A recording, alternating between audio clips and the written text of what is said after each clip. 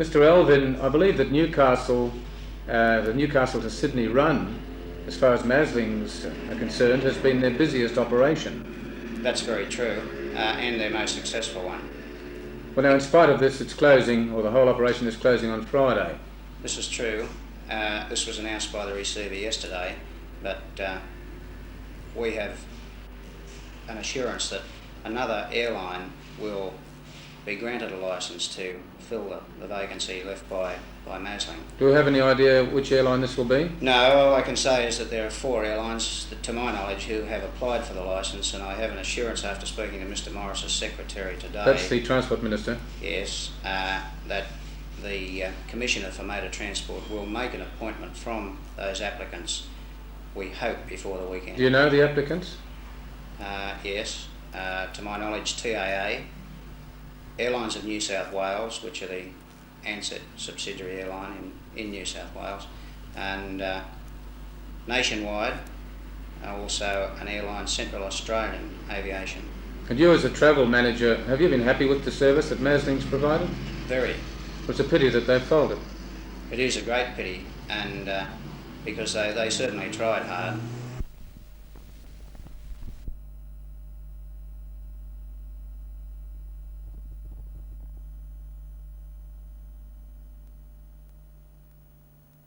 As from this Friday, Masling Airlines in and out of Newcastle, and for that matter throughout the state, will cease operations due to financial problems within the company.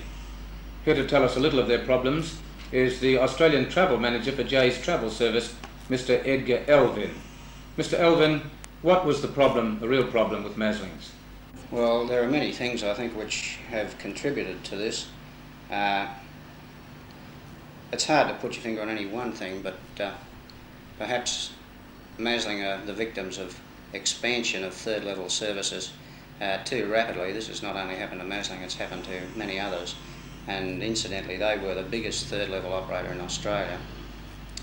They operated to more ports, had more aircraft, and consequently employed more people. But perhaps the single contributing factor is that they've overreached themselves, as many of the other airlines have done, and they operated routes which were really uneconomical, and maybe they just didn't conduct sufficient feasibility studies into these sectors.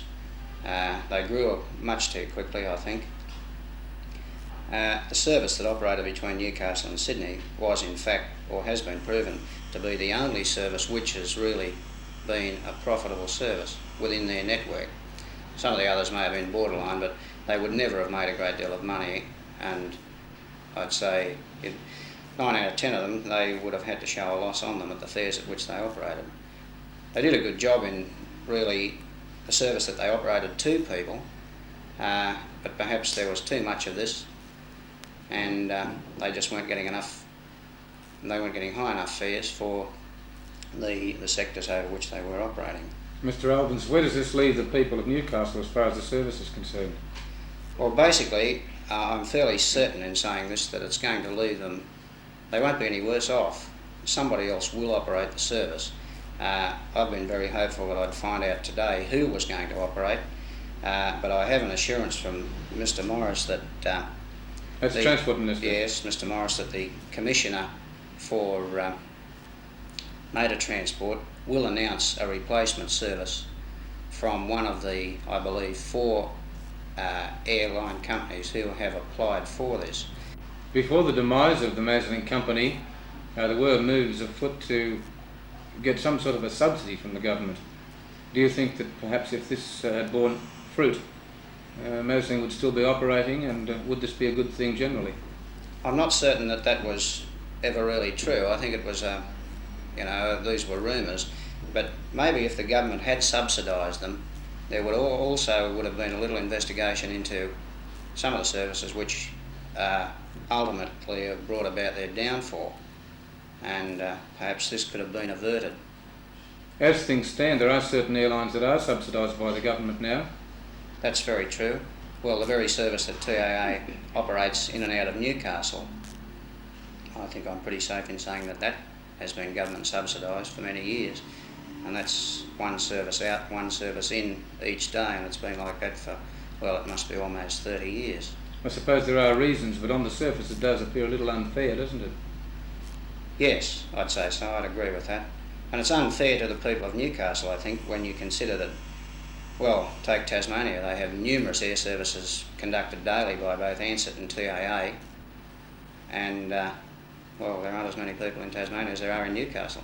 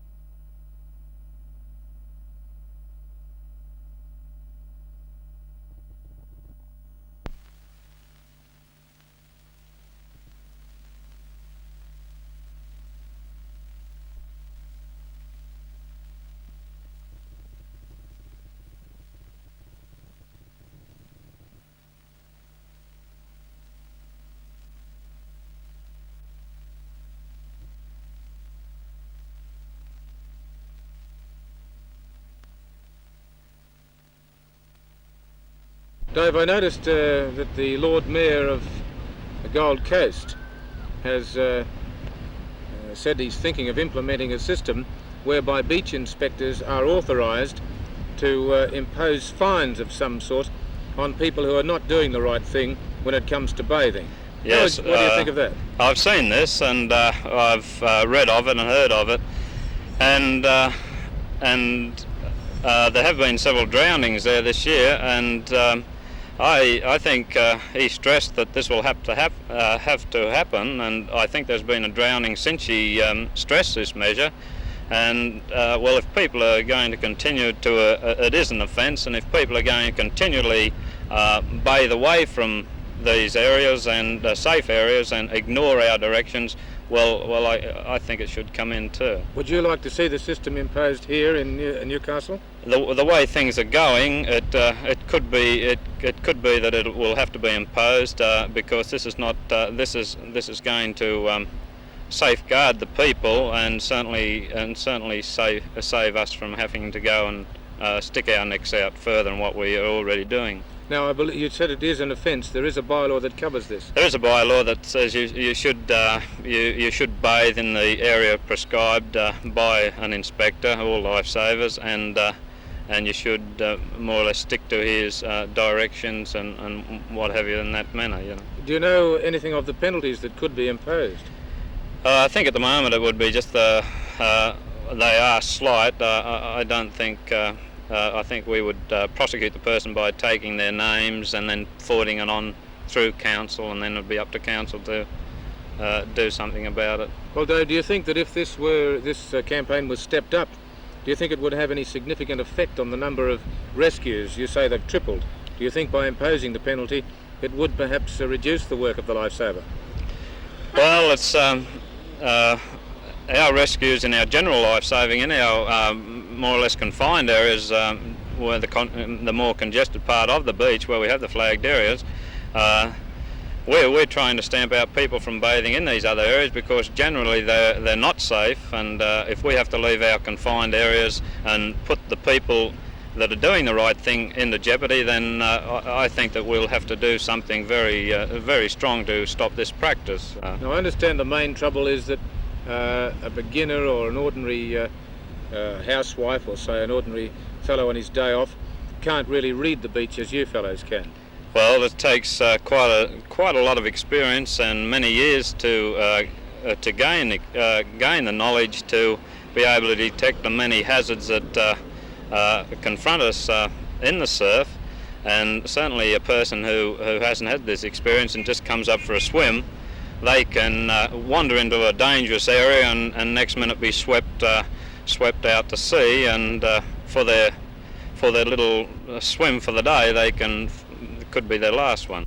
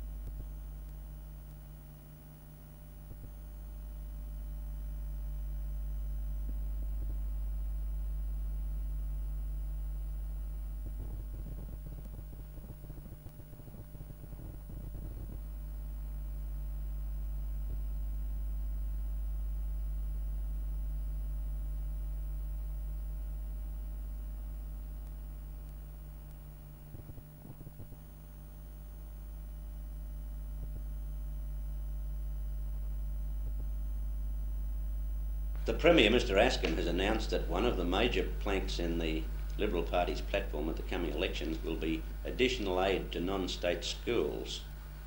Now, we have with us Father Dilly, who is the Director of Catholic Education in the Diocese of Maitland.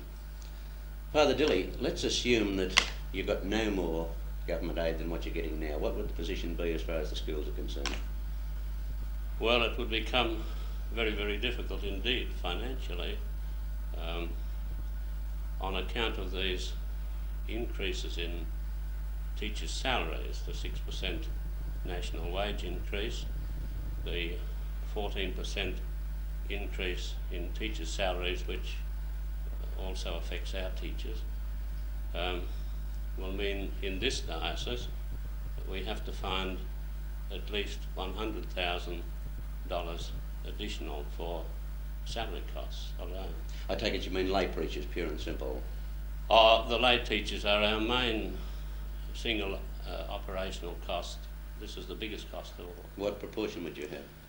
Of lay teachers in the primary schools, 40%. In the secondary schools, 33%. Well, why with teaching brothers and nuns is the proportion so high? Well, the number of scholars has been increasing, and we've had to provide additional teachers in order to keep class loads reasonable in the schools. About how many children have you? Both primary and secondary, more than 15,000 children in the diocese, in Catholic schools. Well, still assuming that you get no more aid, what's this mean, increases in fees? Well, the increased cost could be met in several ways, by an increase in fees or an increase in parish levies. Both of these methods of meeting costs are in existence already. We don't want to put additional burdens on the parishes, and we don't want to put additional burdens on the parents of the children. It's difficult enough as it is. Well, now, in view of Mr Askin's extended, unamplified statement, what is extra aid going to mean to you, and how much are you likely to need? Well, we have to raise this additional $100,000 in this current year, but this will tend to increase year by year because teachers' salaries receive annual increments as they move up the ladder. I'm very happy that Mr Askin has indicated that there will be some increase. Until we know exactly how much, we won't be in a position to assess whether there is need to increase fees or not. When's this likely to be? Well, I don't know. With an election coming soon, I think Mr Askin declared that within the next few weeks he will be making some statement as to what he intends to offer. For the moment, I would be very reluctant to make any increases in fees or in parish levies. I would hope that with an indication that some state aid will be forthcoming, that even if for the moment we have to go into the red, that we might recover from this when it does become available, rather than put a further burden on the parents and the parishes. Thanks very much. Our guest has been Father Dilly, who is the Director of Catholic Education in the Diocese of Maitland.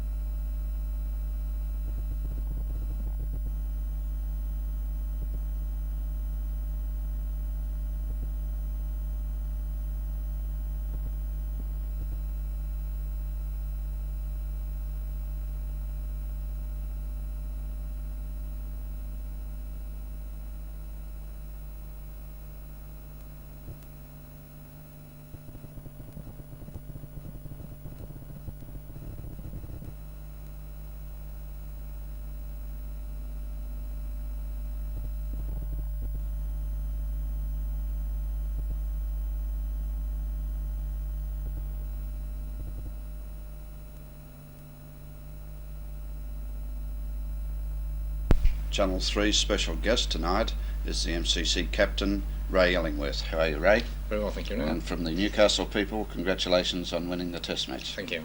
A hard match? Well, all Test cricket's hard, but it was an enjoyable ending. That's the main thing. They tell me it snowed in Sydney, is that right? I won't be surprised. Snow, we'll talk about him just quickly.